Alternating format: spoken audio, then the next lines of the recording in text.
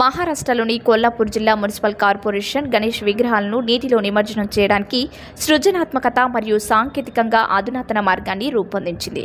నిమజ్జన ప్రక్రియను సజావుగా చేయడానికి అధికార యంత్రాంగం నీటి ప్రాంతం వెంట కన్వేయర్ బెల్టును ఏర్పాటు చేసింది.